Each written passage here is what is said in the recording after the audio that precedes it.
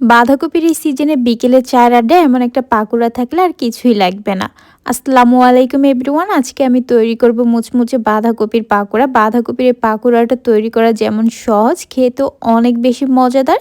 যে কেউ খুব সহজে পাকোড়াটা তৈরি করে নিতে পারবেন। আর এই শীতের সময়টাতে বাজারে কিন্তু প্রচুর পরিমাণে বাঁধাকপি পাওয়া যায়। এখন এই সময় বাঁধাকপির পাকোড়াটা তৈরি করে খাওয়ার, বাঁধাকপির এই সিজনে এই পাকোড়াটা একবার হলো বাসায় তৈরি করে দেখবেন। পরিবারের ছোট থেকে বড়রা সবাই অনেক বেশি পছন্দ করবে আর মজা করে খাবে। বাঁধাকপির পাকোড়াগুলো তৈরি করার জন্য আমি এখানে বেশ বড় সাইজের একটা বাঁধাকপি নিয়েছি। আমি পুরোটা দিয়ে পাকোড়াটা তৈরি করে নিব। বাঁধাকপির উপরে নষ্ট খোসা বা পাতাগুলোকে আমি ফেলে দিয়েছি, তারপর খুব ভালোভাবে ধুয়ে নিয়েছি। এবার হচ্ছে এটাকে একটা ছুরির সাহায্যে এভাবে করে চিকন চিকন করে কেটে নিচ্ছি।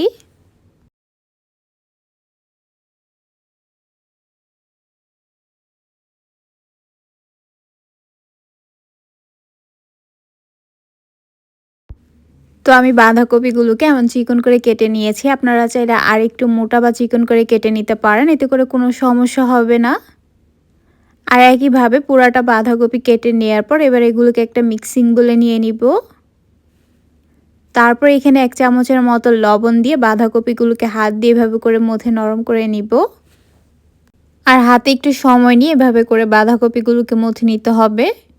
এভাবে করে মথে নিতে নিতে দেখা যাবে যে কিছুক্ষণের মধ্যে বাঁধাকপিটা নরম হতে শুরু করেছে আর এর থেকে অনেকটাই পানি ছেড়ে দিয়েছে।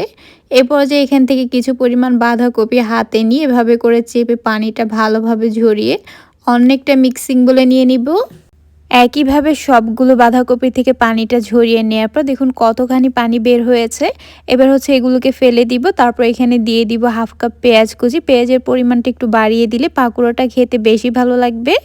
এবার এখানে দিয়ে দিব 1 চামচ মরিচের গুঁড়া, 1/2 চা চামচ হলুদের গুঁড়া, 1 চামচ ধনিয়ার গুঁড়া, স্বাদ মতো লবণ, আর দিচ্ছি 3 থেকে 4টার মতো কাঁচামরিচ কুচি, অল্প কিছু পরিমাণ ধনিয়া পাতা কুচি, দিচ্ছি 1/4 কাপ বেসন, 1/2 কাপ চালের গুঁড়া, আর একটা ডিম ভেঙে দিয়ে দিচ্ছি।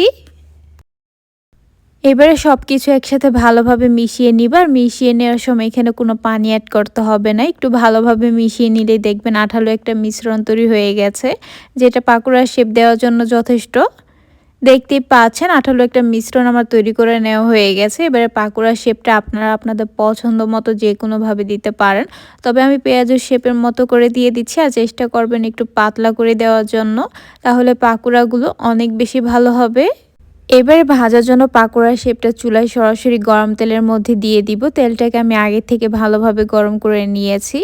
একইভাবে সবগুলো পাকোড়ার শেপ আমি এখানে গরম তেলের মধ্যে এক এক করে দিয়ে দিচ্ছি। আর পাকোড়াগুলো দেওয়ার সময় তেলটা কিন্তু খুব বেশি গরম করা যাবে না, তাহলে উপরটাতে দ্রুত কালার চলে আসলে ভিতরটা ভালোভাবে কুক হবে না। চুলার আঁচ মিডিয়ামে রেখে একটু সময় নিয়ে এপাশ ওপাশ করে ভেজে নিতে হবে, তাহলে দেখবেন পাকোড়াটা অনেক বেশি ক্রিস্পি হবে আর খেতেও অনেক বেশি ভালো লাগবে।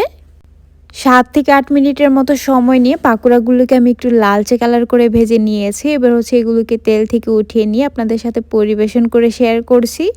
মাশাআল্লাহ, দেখতেই পাচ্ছেন পাকোড়াগুলো দেখতে কতটা লোভনীয় হয়েছে, খেতেও হয়েছে অনেক বেশি মচমচে আর মজাদার। বিকেলের চায়ের আড্ডায় বাঁধাকপির পাকোড়াটা একবার হলো বাসায় তৈরি করে দেখবেন, পরিবারের সবাই অনেক বেশি পছন্দ করবে আর মজা করে খাবে। আশা করছি আমার এই সহজ পাকোড়ার রেসিপিটি আপনাদের ভালো লেগেছে। ভালো লাগলে আমার চ্যানেলটা সাবস্ক্রাইব করার অনুরোধ রইল, তার সাথে আমার পেজটা ফলো করার।